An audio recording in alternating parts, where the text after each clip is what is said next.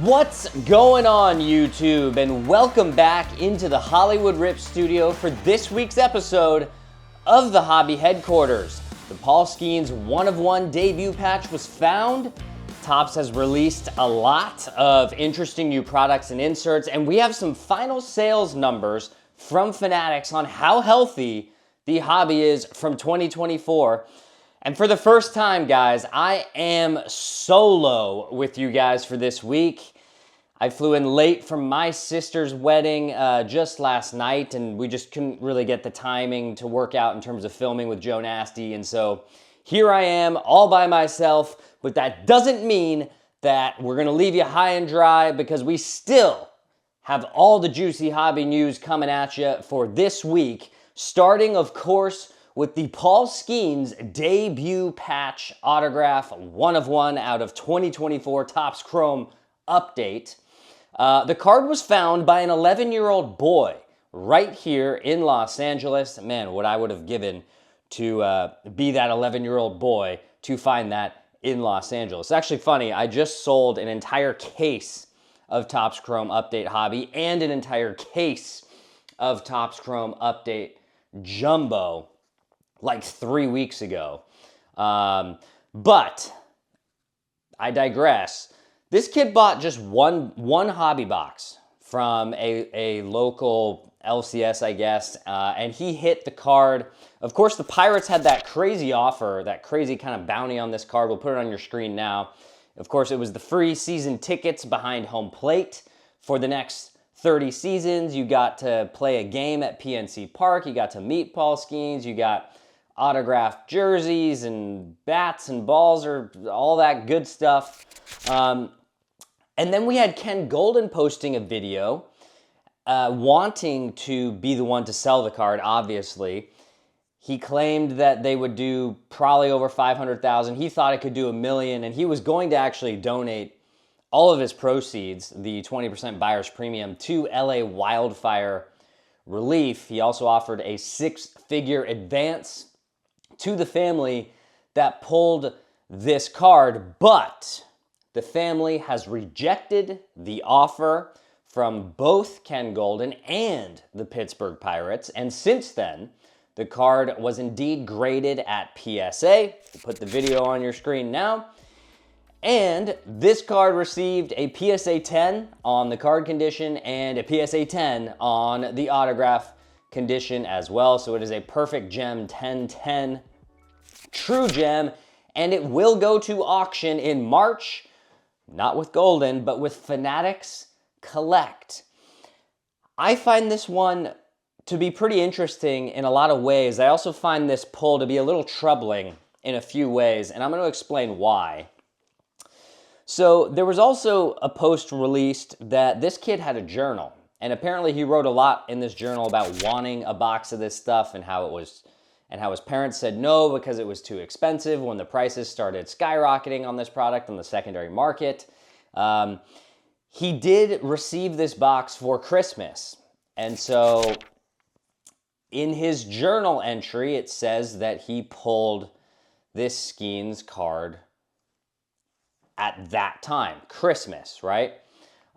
We all heard that it was pulled last Monday, which was, 3 to 4 weeks after the card was actually pulled. And of course, it's then at PSA getting a 1010. But this card was a redemption. So some of you might say like, oh yeah, well, it's a redemption, so there was time in between that it had to go through to process and to receive the redemption and this and that. But that's kind of my point. This was a redemption, meaning that Topps would have been notified that this card was hit several weeks ago, right? Which means that Topps probably knew that the card was hit, and yet they didn't say a word until last Monday. And in those 2-3 weeks between when the redemption was supposedly submitted and then unveiled by Topps that the card had been pulled, these boxes continued to sell for $450 to $600 for the hobby boxes, $700 for the hobby boxes, to $800 to $1,000 for the jumbo boxes. And it just kind of highlights a big problem for me, and that's that people buy boxes with the idea of a hit they want actually being in the box.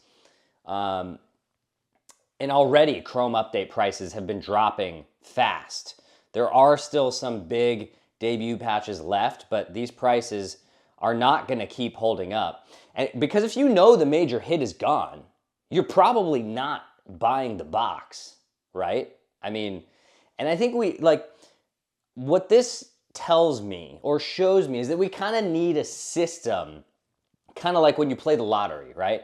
You play the Powerball, you play the Mega Millions when it's like $1 billion or whatever.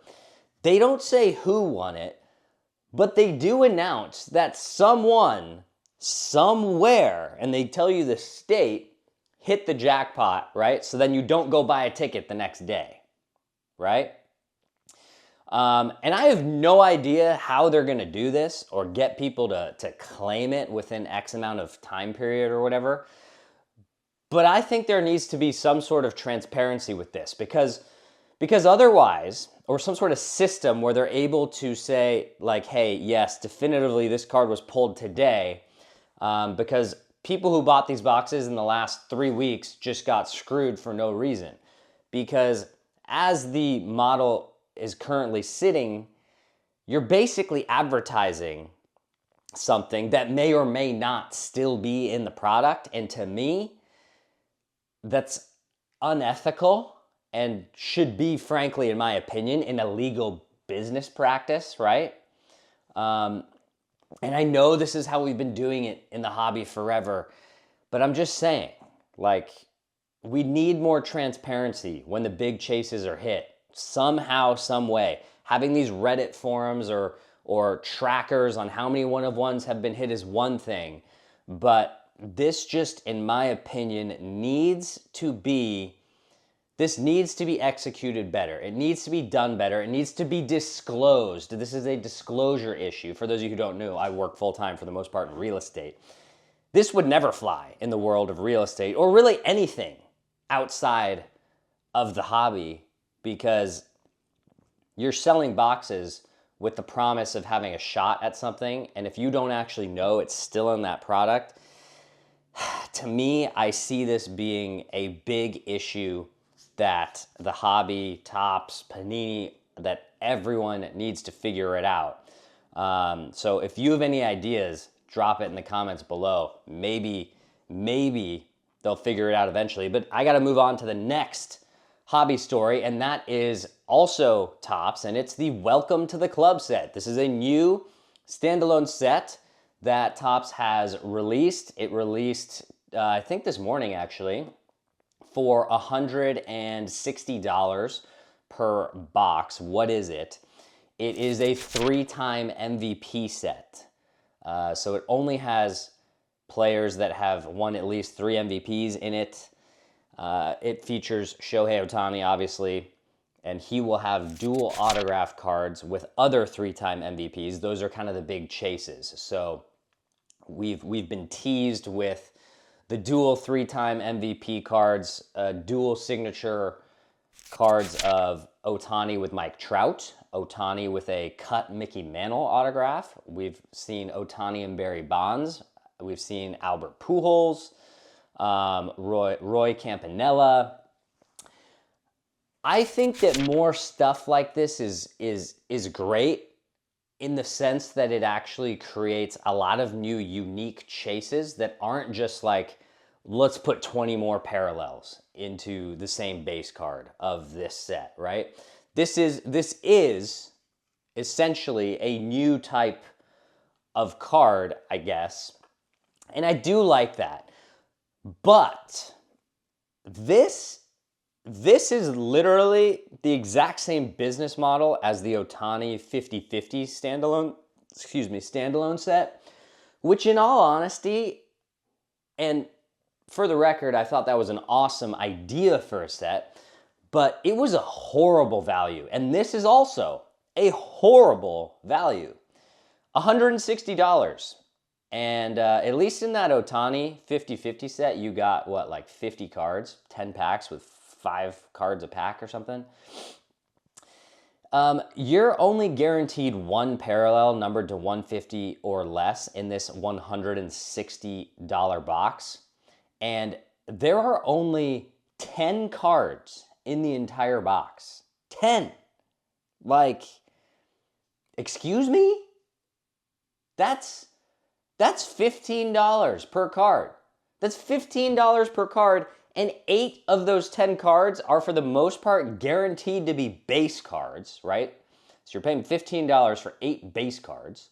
And then you get one parallel to 150 or less, and you get one MVP dual subject card, which also more than likely will be another base card. So you're probably going to get 9 base cards in most boxes, right? For $160. Like, by the way, these are also 24-point card stock. Pretty thin card stock. It was kind of like the Otani 50-50 set. Kind of felt like paper almost. These boxes are going to go for probably 300 plus on the secondary market, just like the Otani 50-50 set boxes did. I mean, those did over 400 plus on the secondary market, and I'm sorry. The value just is not there. I'm sorry. The ideas are really cool that Topps are coming up with, right? The 50-50 set was an awesome idea. It's really cool. This three times MVP club set, I think, is really, really cool, but they should not be standalone sets. In my opinion, they should be put into existing flagship sets or higher end sets, right? To make those sets more chaseable. You know, if you're putting them into higher end sets, make it a big chase of trying to sell Diamond Icons or trying to sell Transcendent or something like that. Or insert this into a flagship set, you know, to make Topps Chrome more attractive, something like that. Because to me, when they release these as standalone sets, it's just milking the customer base. And I suppose I'd be doing the same thing if I were Topps, because people pay it, right? Of course, you know, we cover a lot of stuff in the sports world, and so in the sports card hobby, so we will have a case of this stuff to preview the product for you guys on the day it releases. And then who knows what we'll do with the rest. Maybe we sell it off, maybe we break it, who knows. But again, awesome product, horrific value. You decide what you want to do with it. But I'm moving on to ping pong ball cards. Yeah, you heard me right, ping pong ball cards. Topps has announced the inclusion of draft lottery ping pong balls into their trading cards, including one-of-one autographs.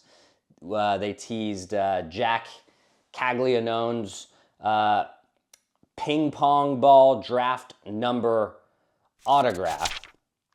Again, I'm all for this stuff, right? Like, it's a cool idea, and the kind of the weirder, the quirkier we can get, I'm for it. I'm totally for it. At this point, we need more creativity, I think, in the hobby than just adding a bunch more parallels all the time, right? I'll throw the Roki Sasaki Topps Now, the logo man from the hat at his introductory press conference, right? It's kind of, I understand why it's a Topps Now card, but it would also be a cool chase as not a standalone product that rips you to pieces in terms of ripping you off, right? Because you're gonna, Topps Now, you lose 98% of your money every single time you buy anything from Topps Now. It's a worse value proposition than ripping a box of sealed sports cards. Topps Transcendent. This one I thought was pretty cool. And we've seen this from Topps Transcendent before. This isn't the first time, but it's a pretty cool checklist of non-athlete autographs that are gonna come in 2024 Topps Transcendent, including Robert Oppenheimer, the American physicist, who, if you didn't know, was the father of the atomic bomb that was dropped in the 1940s during World War II.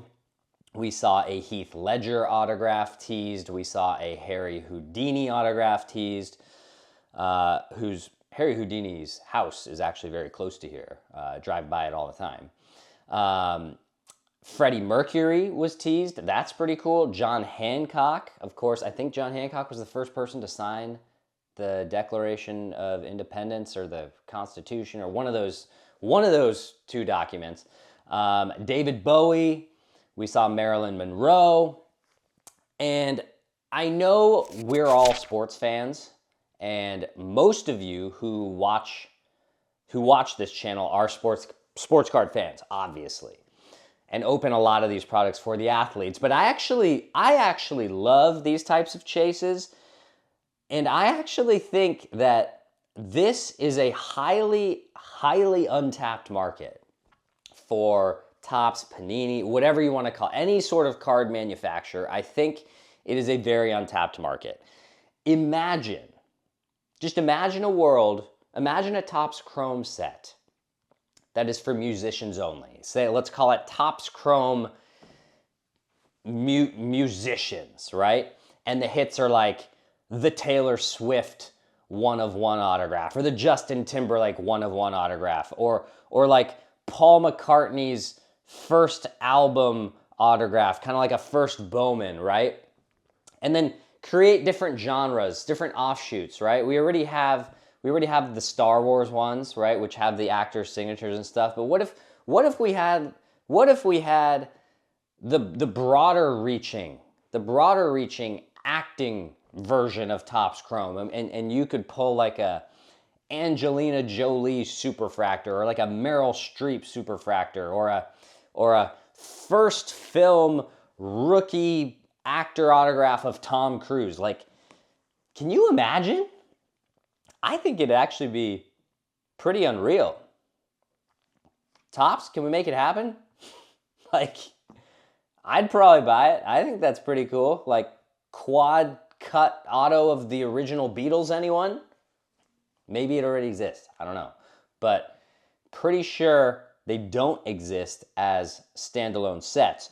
But moving forward to the NFL playoffs, we don't do a whole lot of sports updates as much anymore, but we're going to do a quick one now because obviously it's a very big moment in the NFL playoffs. NFC Championship game saw the Commanders head to Philadelphia and play the Eagles, where the Commanders got their doors blown off by the Eagles, giving up 55 points. It was the most points scored by a team in conference championship history, well, not history, but since the 1970 merger, I believe. Saquon Barkley ran for 118 yards and scored 3 touchdowns. Jalen Hurts added 3 more rushing TDs of his own in an absolute blowout. It marks the end of probably the best rookie QB season that we've seen in a long time from Jaden Daniels. For the record, I still think his cards are way overpriced right now and you shouldn't be buying them. But an unbelievable year, nonetheless, looking like it could be a very bright future for him in Washington. The AFC Championship game saw the Bills head to Arrowhead and play the Chiefs. And Patrick Mahomes is officially Josh Allen's daddy. The Chiefs beat the Bills again, and Josh Allen is now 0-4 against Mahomes in the playoffs, I believe. Mahomes had 245 yards, a touchdown, 43 yards rushing, and ran 2 more scores in. The Super Bowl is going to be played indoors in New Orleans. And I'm sorry, but it's hard. It's going to be real hard to not bet on the Chiefs. Like, let's count it out. They're going for the first ever three-peat of any team. Taylor Swift is on their team, basically. The refs are seemingly on their team, basically. I think the game's going to be really close. I think it's going to be a last possession type of game, as it usually is for the Chiefs this year and in their Super Bowls in the past. The early sports books have opened with the Chiefs as a 1.5 point favorite. The over-under so far is set at 48.5 points early. What is my prediction? I think we're going to go over on this one, and I'm going Chiefs 30-27 with a blocked field goal. Yes, a blocked field goal late to put this game on ice. I know oddly specific, but they've done it before.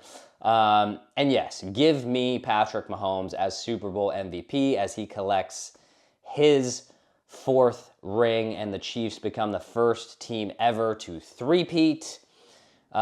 Because let's be honest, we could just never show Taylor Swift sad or crying on television. I'm also probably going to bet whatever the over is on the number of times they show her during this game. To our last hobby story of the day, and that is Fanatics, because Fanatics announced that their 2024 sales hit $8.1 billion. Actually, I think this didn't come directly from Fanatics. It came from Sportico. I want to say Sportico or something like that. And of that $8.1 billion, $1.6 billion of that pie was sports cards. And it was their highest margin category. Highest margin.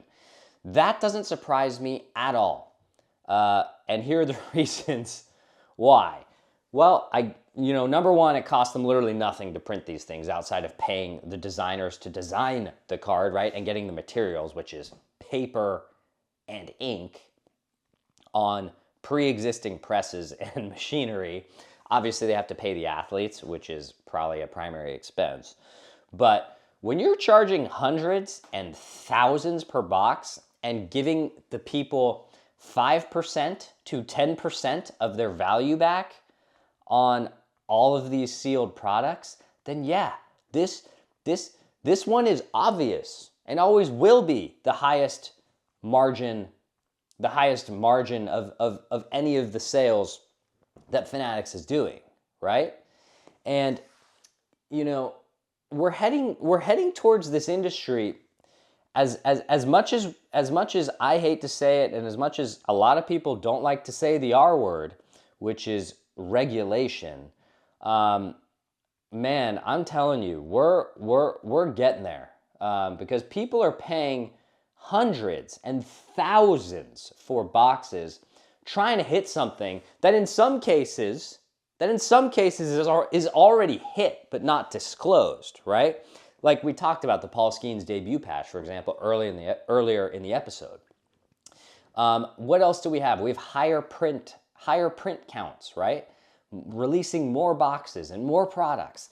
It is really, really becoming a lottery at this point. Not that it wasn't always, but it's like an astronomical lottery now, where you have, but the difference is you have no idea what's actually available in a sealed product at any given time. And I just cannot see any way the trading card market can keep getting away with this long term. It's coming. Hopefully it's way down the road and we don't have to deal with it for a long time.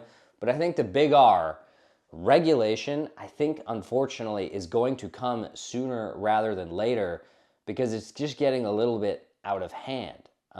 It's not ethical, and the hobby is just lending itself to too much misinformation that drives sales artificially and ends up ripping people off. And that's why we have always said, we open boxes for fun. We treat it as a lottery system for the most part. But buying singles is still the way to go, right? Like, sure, the singles that you want, maybe hundreds of dollars or thousands of dollars, but if you spend $1,000 on the card that you actually want versus ripping 2 hobby boxes and that are $500 each and getting $40 back, I mean, spend the $1,000 on the card you want every time. Like that's always going to be my stance. That's always going to be my opinion on it, because these boxes are just getting out of control, and I'm telling you, it needs to be regulated in some way. But that'll wrap things up for this week's solo episode of the Hobby Headquarters. I don't know about you guys, but I enjoy the back and forth banter when my partner in crime is here as well. But don't you guys worry, he'll be back next week Remember, if you enjoy the channel, to subscribe and hit the notification bell down below. And if you want to get in touch with us, like and comment down below as well. So until next time, I'm Mr. Hollywood, and there's no one here next to me this week. So I guess for this week only, it's Mr. Hollywood out.